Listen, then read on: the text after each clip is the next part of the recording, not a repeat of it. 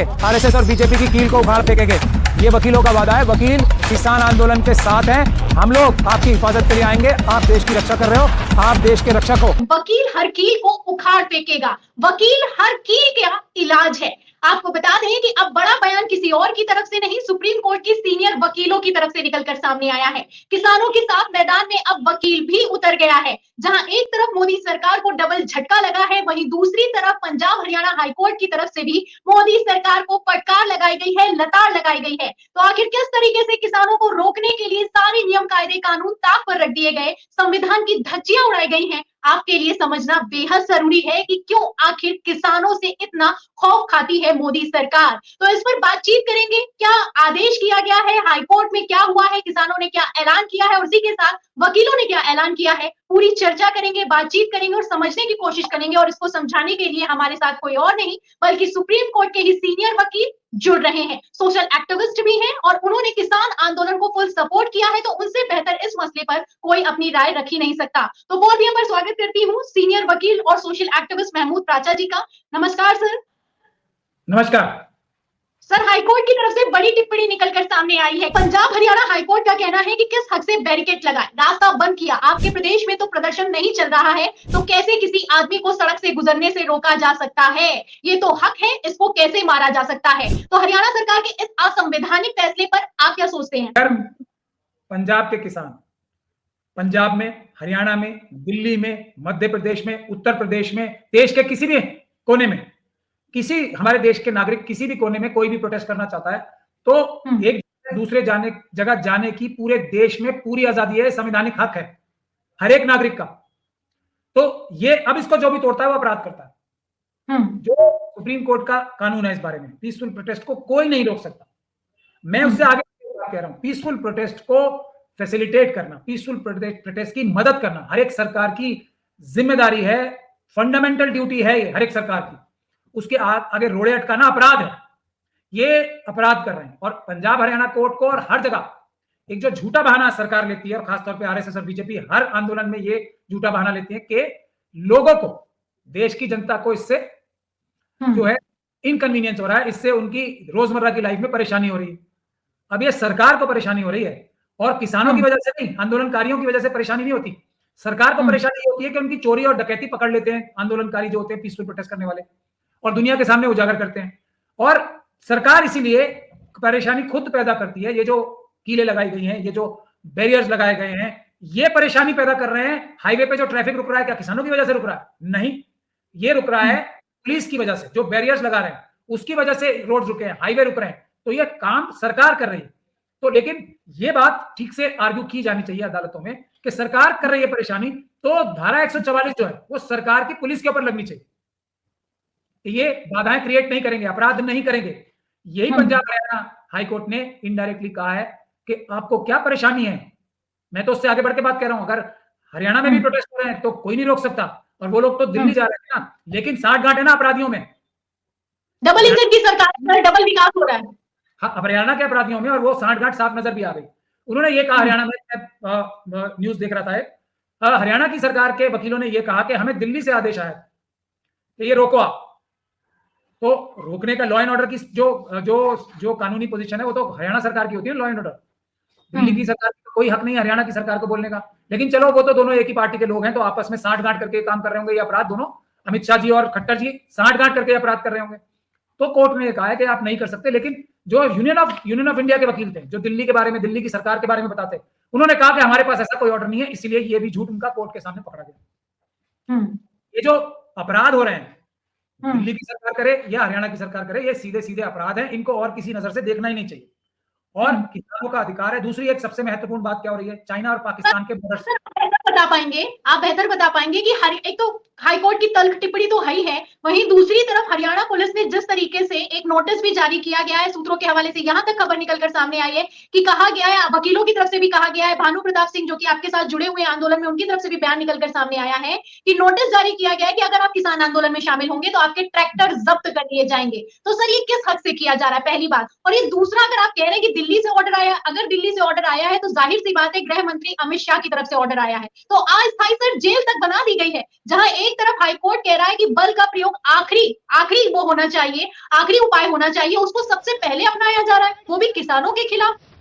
Sir मैं ये जो अगर कोई नोटिफिकेशन जारी करता है, कोई भी हो वो अपराध करता है और उसको मिनिमम 7 साल की सजा होगी, ये मैं बता रहा हूं, उम्र कैद तक जा सकती है। ये झूठे नोटिफिकेशन जारी करना अपने आप में बहुत बड़ा अपराध होता है और उससे कोई व्यक्ति जो लॉफुल रूप से अपना काम करना चाहता है उसको उसकी प्रॉपर्टी छीनने का धमकी देना, उसके ऊपर झूठे मुकदमे लगाने की धमकी देना और उसको कानूनी कार्य ना करने देना जो वो करना चाहता है, जैसे आर्टिकल 19 का एक्सरसाइज करके किसान आंदोलन करना चाहते हैं, ये अपने आप में बहुत बड़ा अपराध है जो सरकार के ऑफिसर्स कर रहे हैं और पुलिस के अधिकारी जो कर रहे हैं। ये बात को ध्यान से समझ लें, ये लोग जेल जाने का काम कर रहे हैं, ये गैर कानूनी काम, ये अपराध ना करें। मैं आपको कुछ और भी बता रहा था, ये सरकार किस प्रकार के आपराधिक कार्य करने में, खासतौर पे जो अमित शाह साहब बैठे हैं यहाँ पे सेंटर में, किस प्रकार के आपराधिक कार्य कर रहे हैं, किस प्रकार के अनैतिक और देशद्रोह के कार्य कर रहे हैं। ये जो ड्रोन्स हैं, इन ड्रोन्स की आवश्यकता और ये ड्रोन्स खरीदे किस लिए गए थे कि चाइना के बॉर्डर पर लगाए जा सके, ताकि चाइना जो 4000 किलोमीटर सुब्रमण्यम स्वामी साहब कह रहे हैं जगह जो खा गया वो ना खा पाए। पाकिस्तान बॉर्डर पे लगाने के लिए आए थे ड्रोन्स कि उनकी जो स्मगलिंग की गतिविधियां हैं, पाकिस्तान से जो वहां की सरकारें स्मगलिंग कराती हैं देश में हमारे ड्रग्स की और दूसरी चीजों की, वो रोके जा सके। जो आतंकवादी वहां की सरकारें भारत में घुसवाती हैं, कश्मीर में और पंजाब में और दूसरी जगह राजस्थान में, गुजरात में, वो रोके जा सके, उसके लिए थे ना यार। ये अमित शाह जी ने वहां से विड्रॉ करके कहां लगा दिए?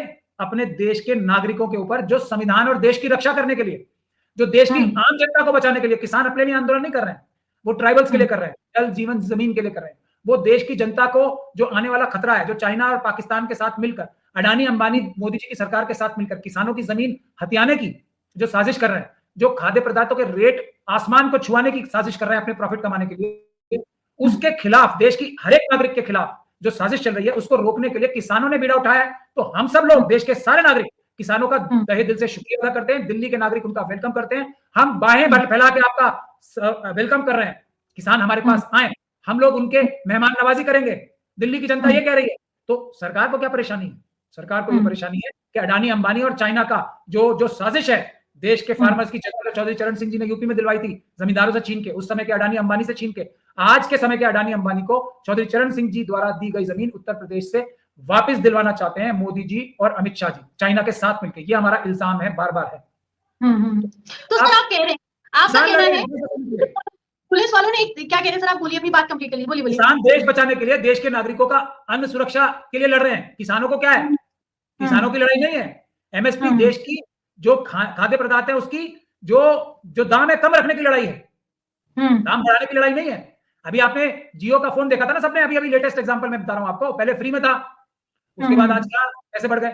ये काम जो करने की साजिश हो रही है कि किसानों की जमीन ले लें, सारी खेती अपने कब्जे में कर लें, चाइना के साथ मिलकर जमीनें खरीदवा दें, चाइना को भी और खुद चाइना द्वारा स्पॉन्सर्ड कंपनीज को, और उसके बाद फिर किसान जो इतनी कम कीमत पे हम लोगों को खाना खिलाते हैं, वो आसमान तक दाम पहुंचा दें। अगर किसानों के हाथ में खाद्य पदार्थ अपना बेचना आ जाए तो सभी कीमतें खाद्य पदार्थों की आधी हो जाएंगी, ऐसा मेरा दावा है। दूसरी एक बहुत महत्वपूर्ण बात है जो अमित शाह साहब बहुत बड़ा अपराध कर रहे हैं, हरियाणा की पुलिस से खट्टर साहब गोलियां चलवा रहे हैं पंजाब के बॉर्डर के पार जो लोग किसान बैठे हैं उनके ऊपर।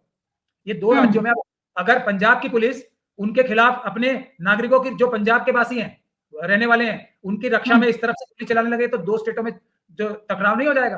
क्या अधिकार पहुंचता है ये हरियाणा की पुलिस को, जो बॉर्डर के पार किसान है, उनके ऊपर आंसू गैस छोड़ने का ड्रोन के माध्यम से और गोलियां चलाने का? ये इतना बड़ा दो स्टेटों को लड़ाई कराने के लिए भी अमित शाह जी और आरएसएस के लोग साजिश कर रहे हैं। आप इनकी गंदे, घिनौने और घृणित जो साजिशें हैं वो समझने की जरूरत है। खुलेआम क्यों कर पा रहे हैं? क्योंकि इन्हें एक बात पता है कि देश की जनता मेरा कुछ नहीं बिगाड़ सकती, चुनाव में नहीं हरा सकती मुझे, क्योंकि ईवीएम के माध्यम से मुझे चुनाव जीतना है, जनता के माध्यम से जीतना ही नहीं है। ये बहुत महत्वपूर्ण बात है। इसीलिए किसानों को क्या आह्वान किया है आपने? ईवीएम के आंदोलन में भी आप आके हमारे साथ जुड़िए। नहीं, किसानों का ही तो आंदोलन है, ईवीएम का भी। मैंने अभी आपको बताया ना, अगर आज ईवीएम हट जाए, अगर ईवीएम हट जाए तो मोदी जी अभी चुनाव अपने, ये पता लग जाएगा ना कि ये सब लोग मेरे खिलाफ वोट करेंगे, तो अभी मोदी जी नंगे पैर, अबू धाबी छोड़कर नंगे पैर इनके चरणों में बैठेंगे जाके किसानों के, क्योंकि तब इनका वोट पेपर बैलेट के माध्यम से होगा तो धोखाधड़ी नहीं हो पाएगी। सर एक चीज अंडरलाइन करना चाहूंगी, ईवीएम पर भरोसा है इसीलिए किसानों का हक नहीं दिया जा रहा है। आप क्या कहना चाह रहे हैं कि ईवीएम पर पूरा भरोसा इसीलिए विदेश चले गए?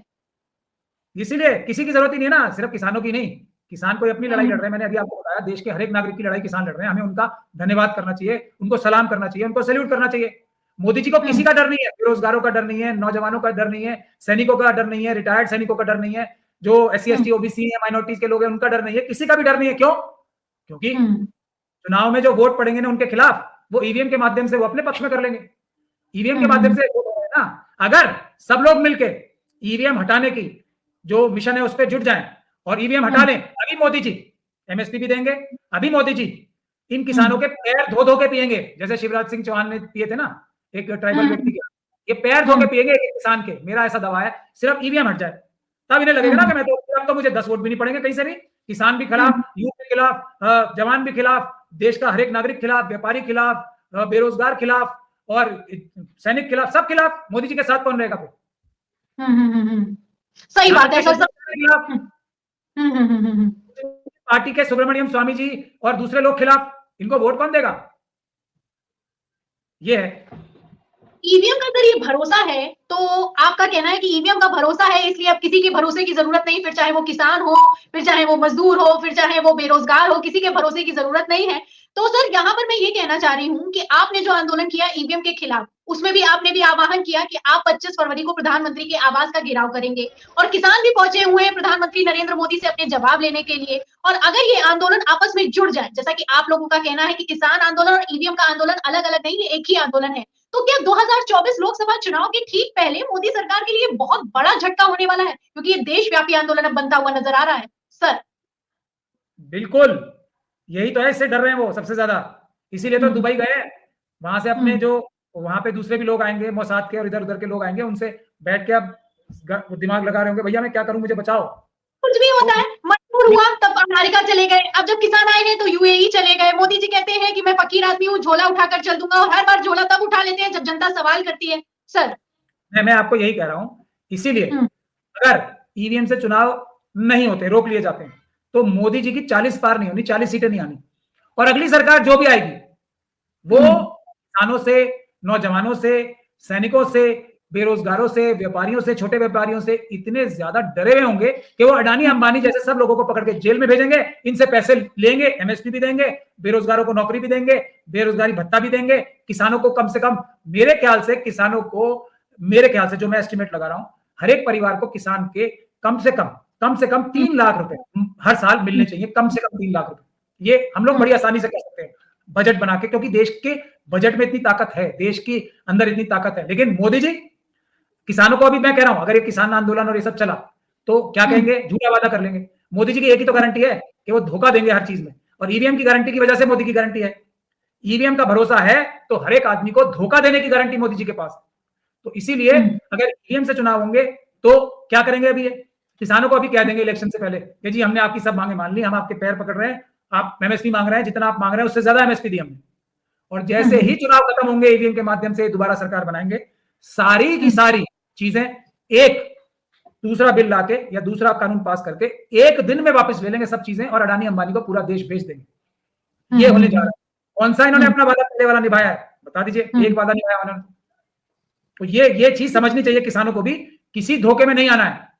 मोदी की सरकार को हटाए बगैर ना किसानों की कोई मांग पूरी होगी, ना नौजवानों की मांग पूरी होगी, ना सैनिकों की मांग पूरी होगी, ना बेरोजगारों की मांग पूरी होगी, ना छोटे मजदूरों की, ठेकेदारी प्रथा से ग्रसित किसी भी व्यक्ति की, ना टीचर्स की, ना स्टूडेंट्स की, किसी की कोई मांग पूरी होगी नहीं, क्योंकि मोदी जी को इनके वोट ही नहीं चाहिए।